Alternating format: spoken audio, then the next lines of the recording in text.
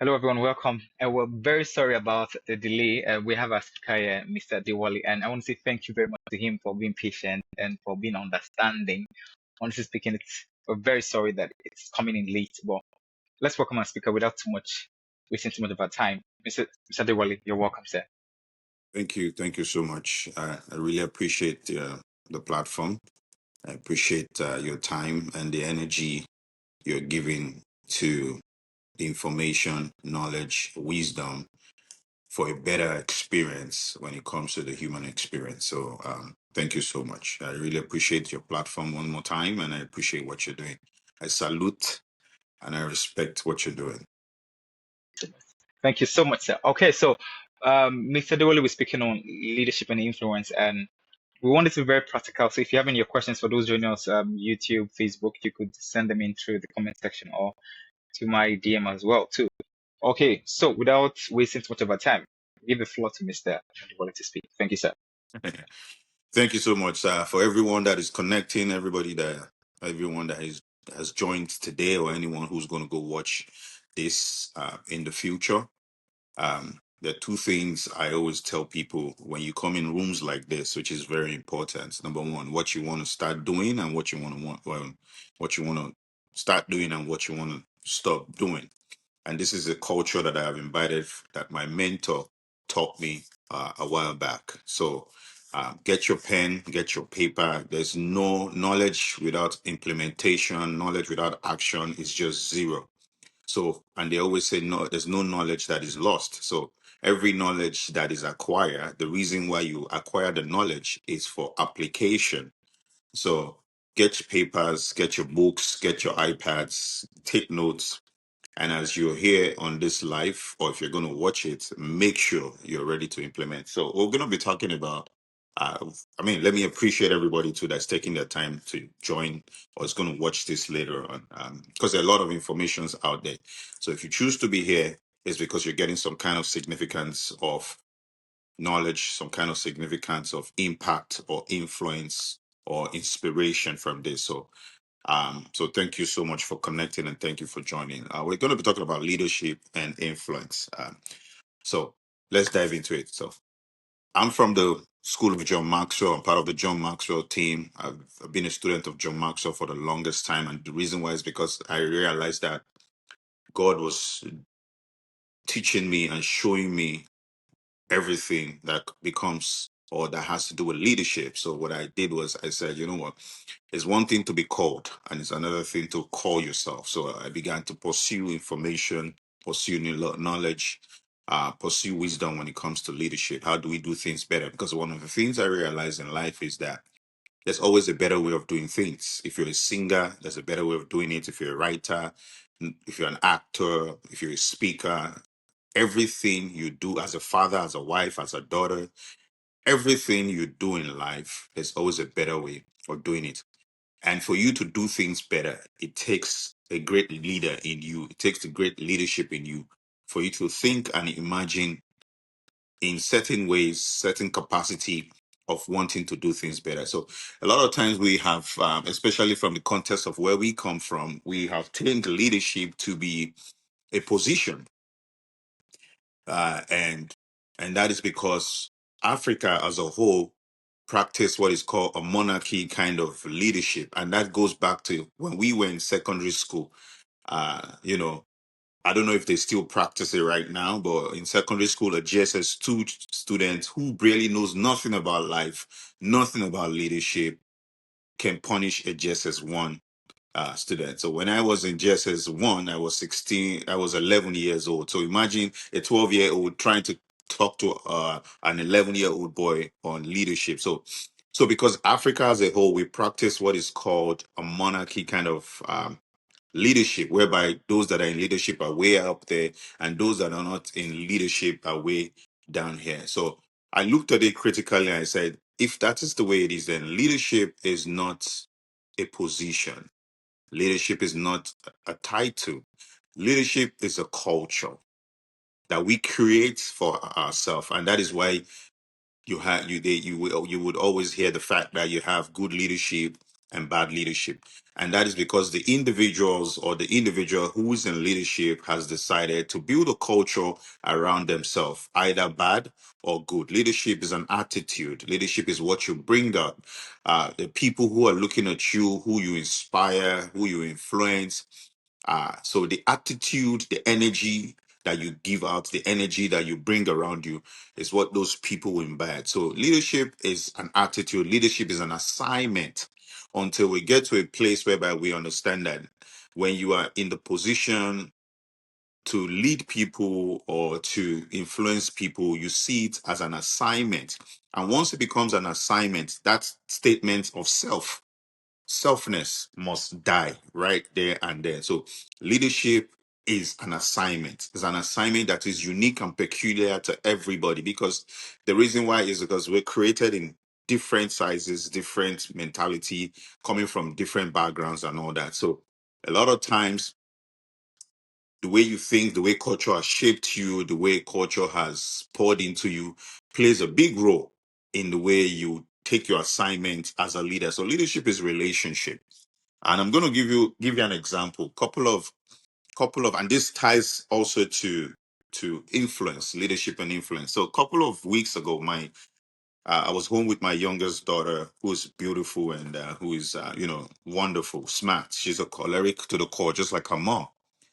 So her mom, she plays Roblox. She's good with gaming, like her mom. Her mom also is good with gaming and all that. So she took that after her mom. So she was on her game, and once she's on the game, she doesn't want to be distracted. So her mom came through the garage. I heard the garage open and close, and I try to make it a tradition that which I'm working on, that when my wife comes home or we come downstairs, just to show the love, which is also leadership too. So when I heard the garage open and I heard the garage door open, I got up because we were in the room, my room, and I got up and I said, Tam Tam, your mom is back. Why? I mean, you're not going to go downstairs to say hi to her. And she said, why? You know what I mean?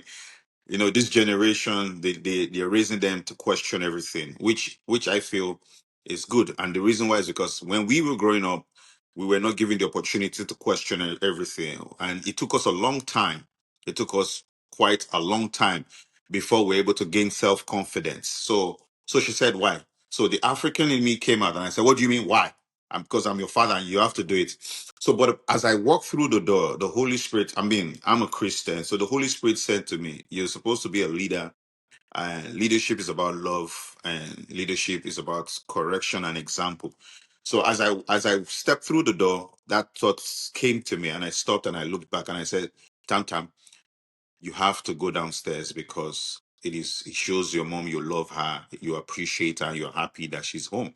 And she looked at me and said, oh, that's true. And she dropped the game and she went. So influence, positive, negative influence. I mean, and every leader must understand the place of correction. That's why I said leadership is relationship.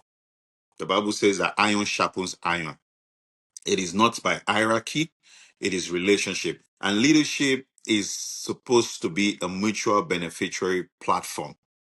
It is not a platform whereby only some people are supposed to experience some leverage, while some people suffer. No, no.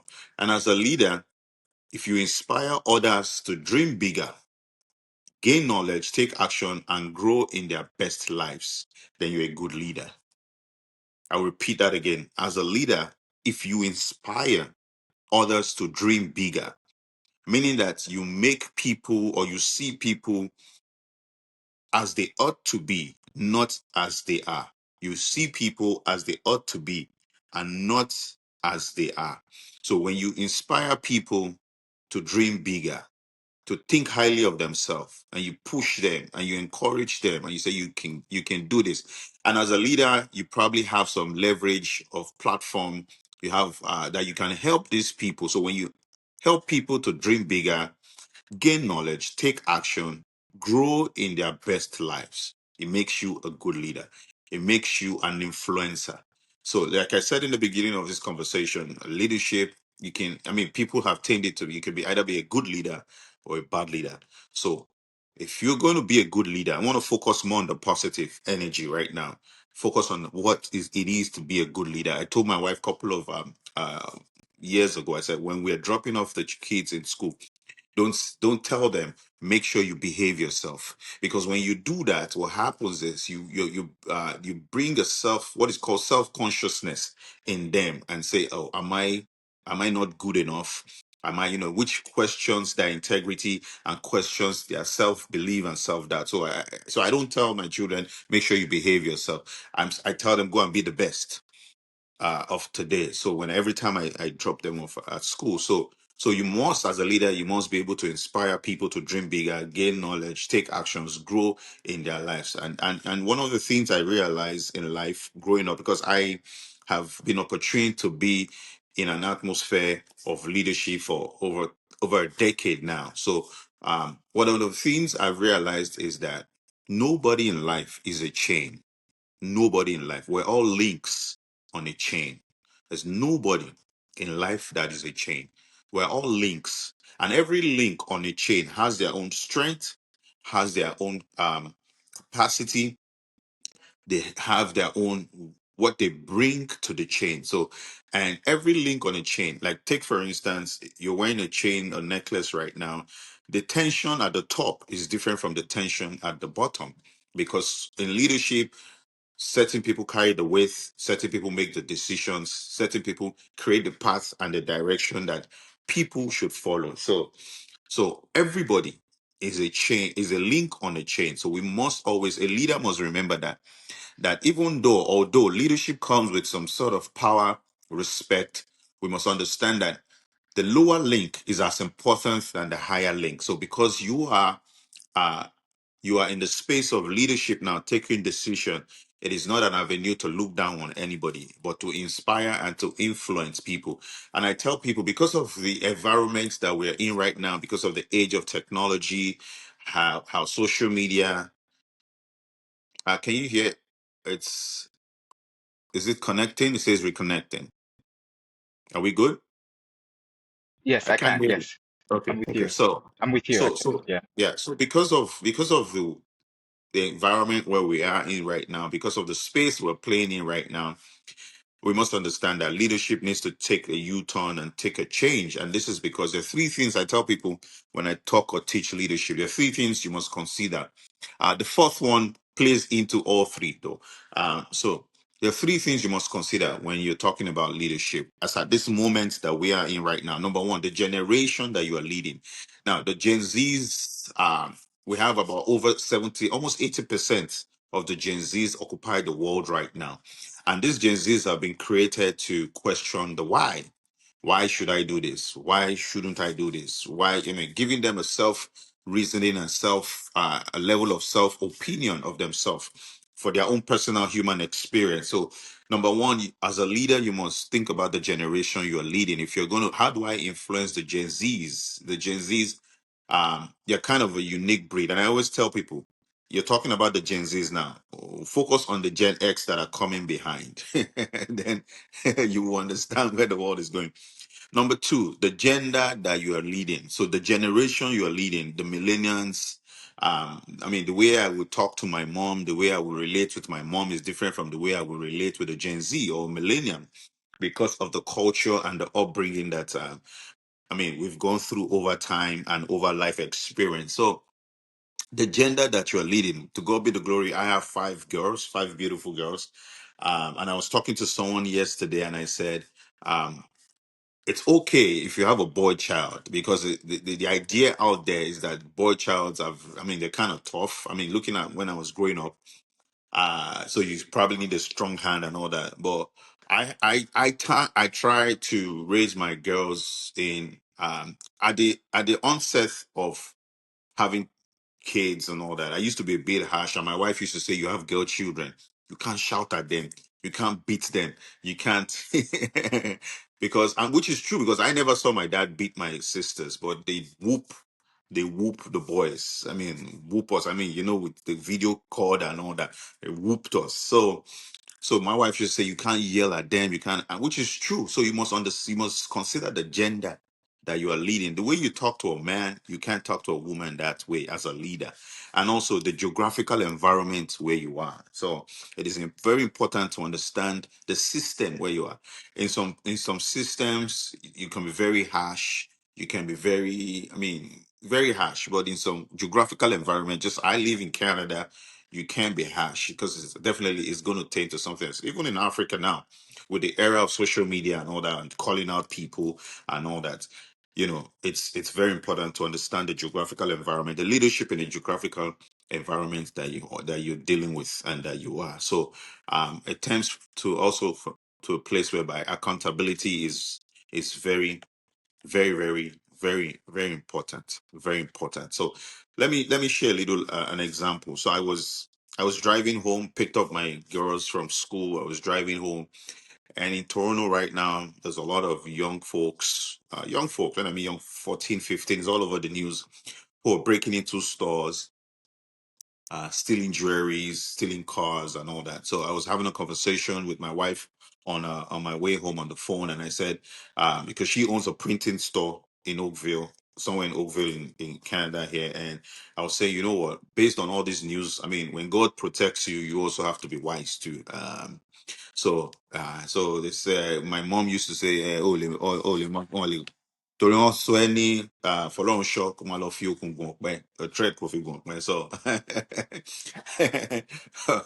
or because you are fọlọ́runṣọ́ you say you want to go pray on the highway, so I was having this engaged conversation with my wife, and I was saying, look, I don't want you at the store late. Once it's getting dark, I need you to leave the store and all that. So and we're talking about the young folks and all that, and I said, and when I hung up the phone with my wife, my daughter, my second to the last daughter, said to me, Daddy, what's a young gangsters? Because I said young gangsters.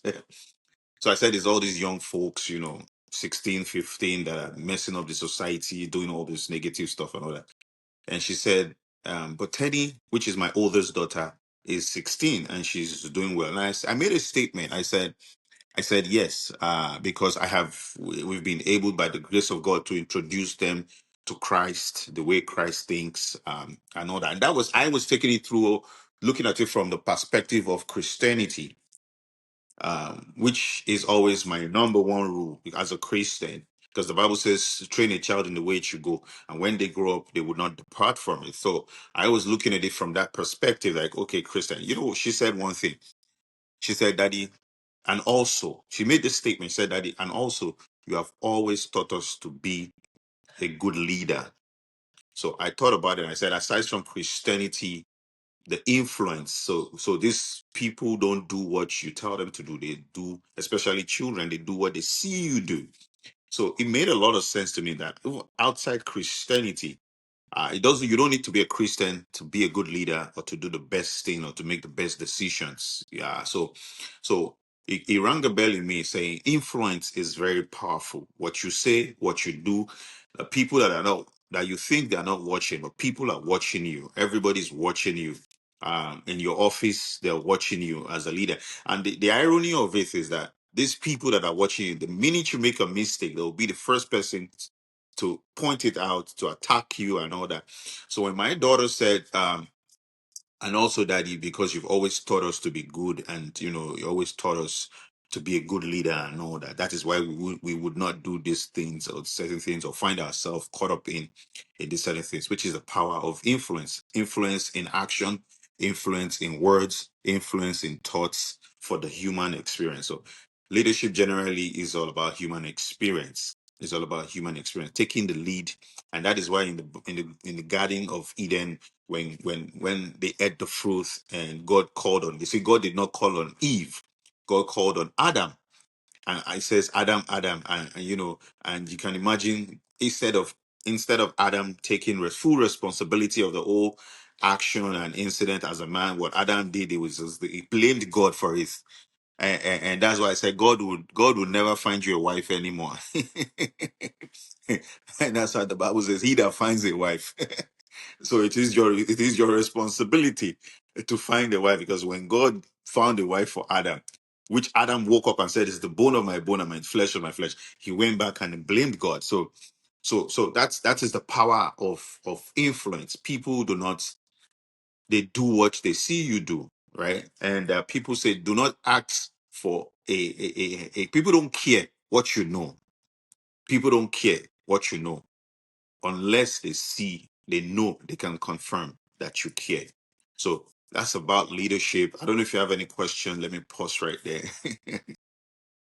Yeah, I have questions. I actually have questions. And so someone had a discussion with someone and we recently started talking and the person was saying something about, so you spoke majorly around the influence, the aspect of influence when it comes to, people being people being influenced to do what's right, people being influenced to do what's, and in the context of doing things that do not look wrong and that do not look right. So one time I Mm, had a situation with someone. I mean, I met this pastor. mhm, We had to queue for something. We had to queue for something, and then there's a stereotype. I don't want to. I don't know if it's stereotype or it's an assumption we naturally have that people that are in high places should be given preference for things that. And this person came late. He's a pastor, but he came late, and people had been there. Let's say over like 50 people, 100 people have been there. mhm, So at that time when we got there, he didn't. He didn't came and then overtook every 100 people, and then he went to the front, and then he was accepted to go inside. mhm. So that time, some people were pissed about it. They were really angry. But I kept quiet. I knew, I kept quiet. I just looking at him. What does this really mean? So that time, it became a topic where I could even answer myself that in situations like that, people now have the narrative that if you're a pastor or if you're in high places, you should jump queues. Because why? It's a privilege. It's an opportunity for you. So use it. In such Mm. context, how do we truly define influence? Now, do we define influence based on what we people should think or based on what we feel like is the right thing to be done at the moment? And we should just do it because we feel it's the right thing to be done. Or it's based on the influence, how people would perceive us or how the kind of life we're trying to create. Like you said, leadership is culture. So when we sustain things like that, are we promoting a culture where it doesn't matter who you are, it doesn't matter as long as you have it and you have it, you can just jump queues. So something like that. How do we define true leadership and influence? So thank you so much for that. It's a brilliant question, and it's one of the things that it has messed up, especially Africa, on a whole different dimension and all that. So remember at the beginning of the conversation, I talked about the kind of leadership that we practice in Africa, especially in Africa, which is a monarchy kind of leadership, whereby you can't, when the high ones are there, the low ones can't even either reach them or can have conversations with them and all that. And so, um, first of all, we need to understand the context of, because sometimes I've been in position in offices whereby the leader coming late is intentional. It's intentional. Say, okay, you know what? Because we want people to have gathered, we want people to have been seated before we bring you board. So so it varies in different dimension. But if originally and genuinely um, this leader came late, true leadership demands that he stays behind and wait for his turn, and that is true leadership, and that is where true influence comes in. At the end of the day, when African leaders come to Canada, they queue up. If it doesn't matter if you are a governor in Nigeria or whatever, when you come to Canada and you want to get probably an ID card or something, you queue up. You go to I mean, you have to go queue up and all that. So um it's just a culture that we have built around leadership in Nigeria. And that's why I gave an example of a GSS2 student. That's why it's easy for a GSS2 student to punish a GSS1 student who, in this whole wide world, does not have an idea of what leadership is, of what does a 12-year-old know? You're still feeding yourself and all that. So in that context, we cannot promote influence that way because we're promoting authority, we're promoting hierarchy, and which does not make sense. And if Africa continues to live life that way, It only gets worse. It never gets better. So as a leader, you must you must be ready to take accountability, and that's where that thing called accountability comes in. As a leader, you have to be accountable. You have to be questionable. A lot of times in Africa, we can't question the leaders. We can't ask questions. You ask a question, you're being arrested or you're being thrown to jail. I look at the news and I say, I keep reading news. I don't know how through this all these informations are, but let me, that you can't talk about the government. You can't. So what happened to free speech? What happened to the era of free speech? So you can talk freely, but what happens to you after talking freely? I mean, it's a whole new dimension and all that. So accountability plays a lot when it comes to place of influence. You must be accountable. You come late, is there's a queue, you wait. And if you don't want to, if you then you sit in your car. When everybody's gone in, then you go in, you know. So that's what I think. We're not building a good culture of influence, and that is the reason why um when we were growing up,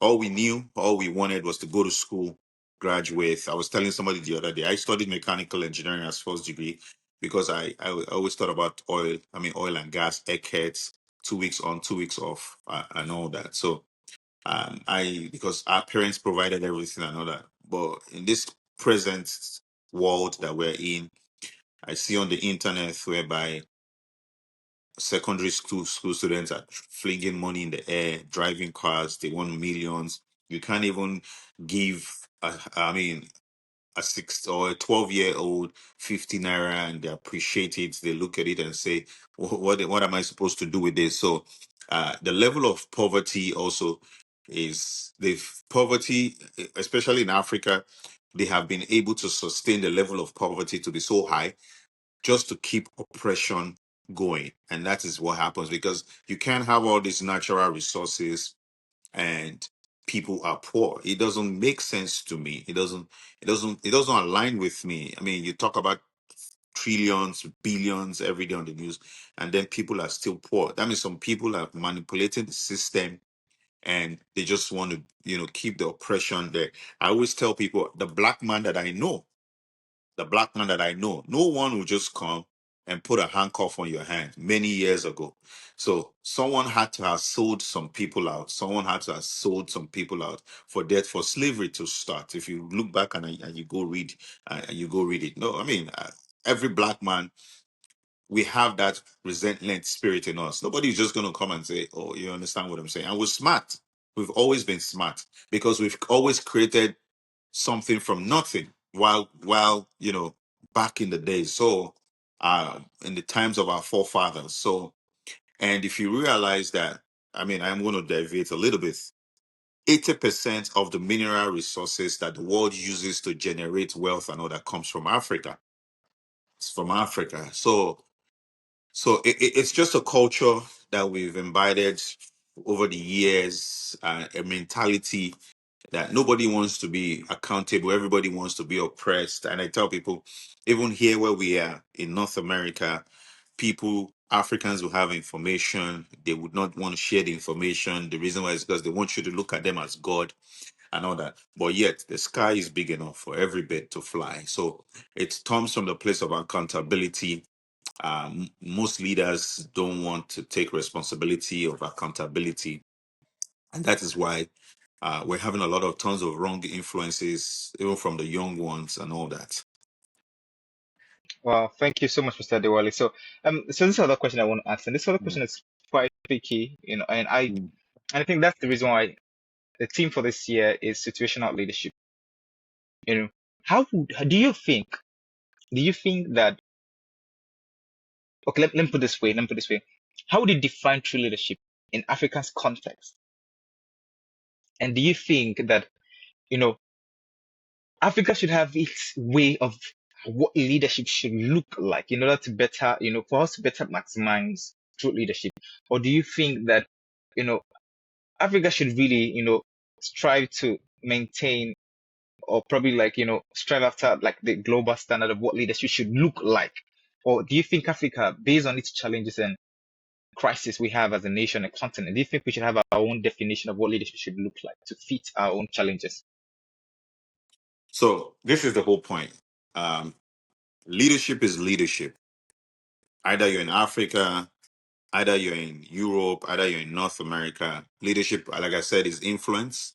Leadership is inspiration, inspire people to see and do what originally they would never do, right? So leadership is influence, and everything rises and falls on leadership. So leadership is not tamed or should not be tamed to a particular environment or to a particular area whereby, oh, because it's Africa, this is the way we should do things. No, number one thing is accountability. Once people can be accountable to what their actions are. And that is one of the reasons why North America, the president can't just come out and behave anyhow. I mean, the three arms of government must play a role, genuine role in the leadership of every environment. So your leadership should not be unique to a specific environment and all that. No, leadership is leadership. You're influencing and you're leading people. And the number one thing about leadership is integrity. Integrity integrity. A lot of times when people rebel to leadership, it's not because they're bad people. So because a lot of time when people see rebellion as a leader, oh, they're bad people. No, the reason sometimes once the leader is not doing what is expected as a leader, then the people behind definitely become rebellious. Because once a leader is stunted, if a leader is not moving, if a leader is not growing, everybody underneath that leader is not growing. So integrity. So and when I say it has nothing to leadership has nothing to do with being global and all that. When you talk about integrity, there are few things. There are five things I tell people that you must ask yourself as a leader. So as a leader, do you have good written values? What are your values? What are your values? Your value system is very important as a leader.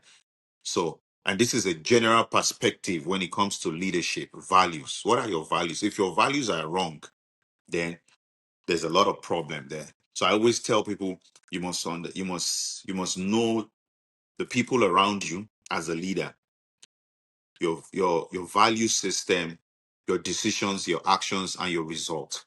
So the people around you as a leader, your value system, your decisions, your actions, and your results. If your results are not good, look at your actions. If your actions are not good, look at your decisions. If your decisions are not good, check your value system. If your value system is messed up, change the people around you. I tell people that every time. So number two is you must practice a model of these values that that you dish out. You can't expect as a leader, you expect people to do certain things, but you don't want to do those kind of things. You don't want to be accountable to it, but you're pushing the people by force, especially what we see in Africa. We expect people to do certain things, but we are not we are not accountable to those things that we are asking them to do that.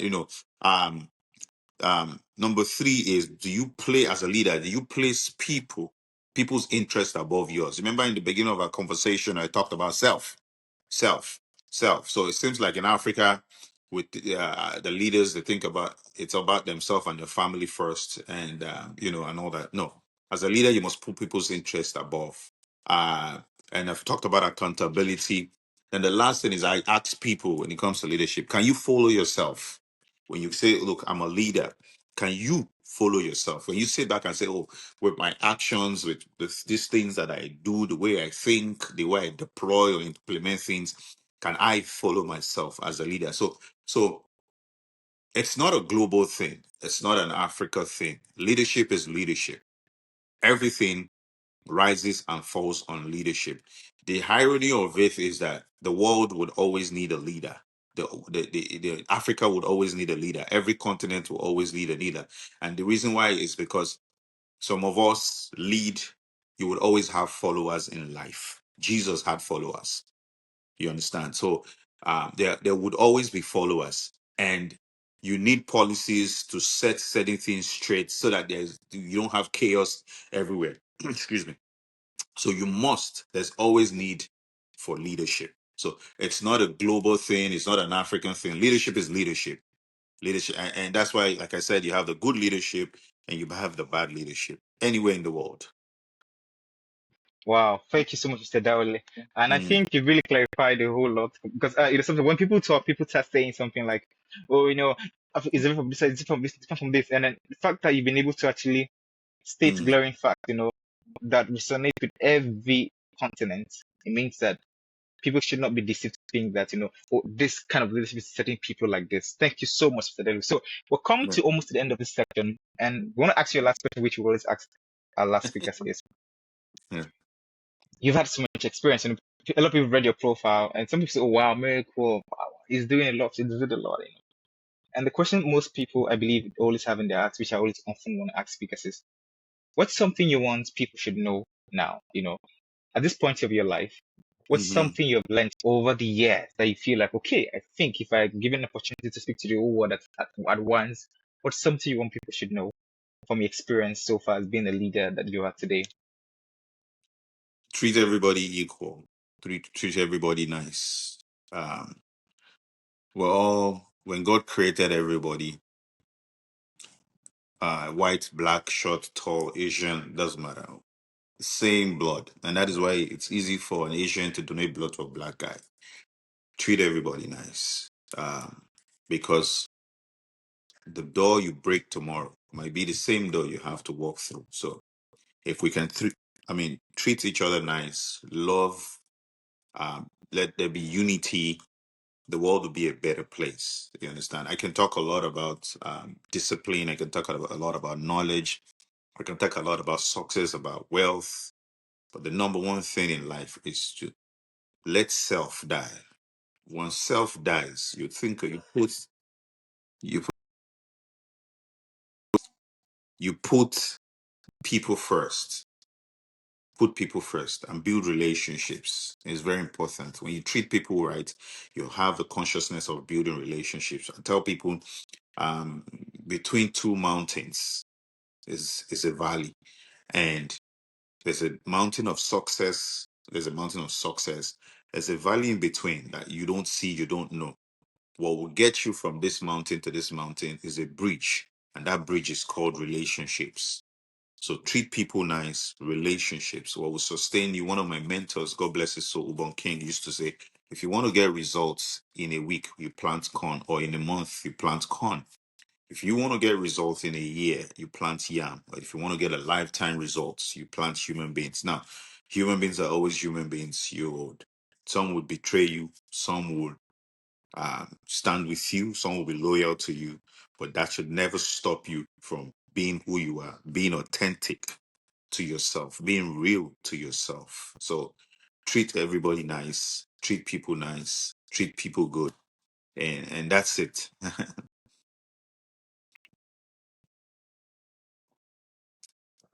Nigeria has happened. I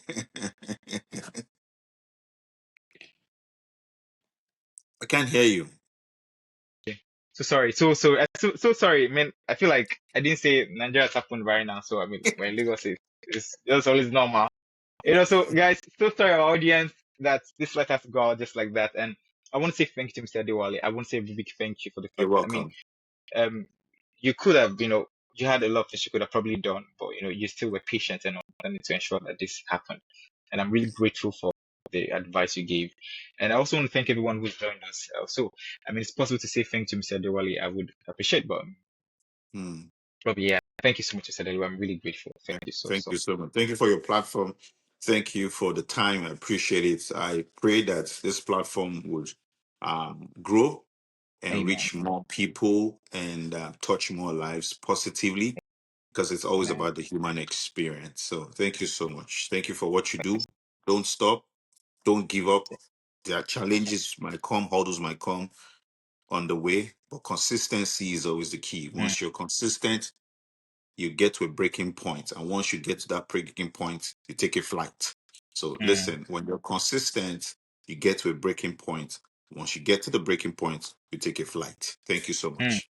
Wow, thank you so much, sir. I mean, this is my section right now. My section was just within a few seconds right now.